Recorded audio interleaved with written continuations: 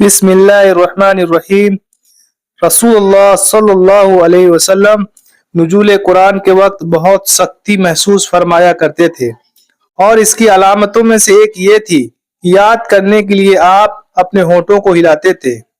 ابن عباس رضی اللہ تعالی عنہ نے کہا، میں اپنے ہونٹوں کو ہلاتا ہوں جس طرح آپ ہلاتے تھے۔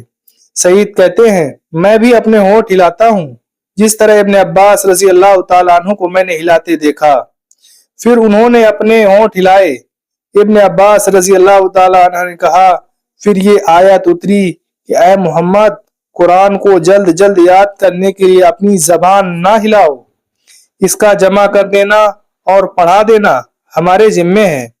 حضرت ابن عباس رضی اللہ تعالیٰ عنہ کہتے ہیں، یعنی قرآن آپ صلی اللہ علیہ وسلم کے دل میں جما دینا اور پڑھا دینا ہمارے ذمے ہے۔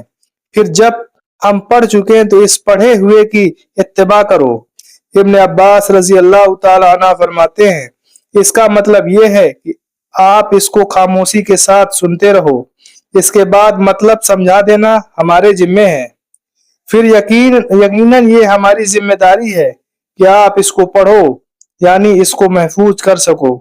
چنانچہ اس کے بعد جب آپ کے پاس حضرت جبرائیل علیہ السلام وحی لے کر آتے تو آپ توجہ سے سنتے۔ جب وہ چلے جاتے تو رسول اللہ صلی اللہ علیہ وسلم اس وحی کو اس طرح پڑھتے جس طرح حضرت جبرائیل علیہ السلام نے اسے پڑھا تھا۔ صحیح بخاری حدیث نمبر 5۔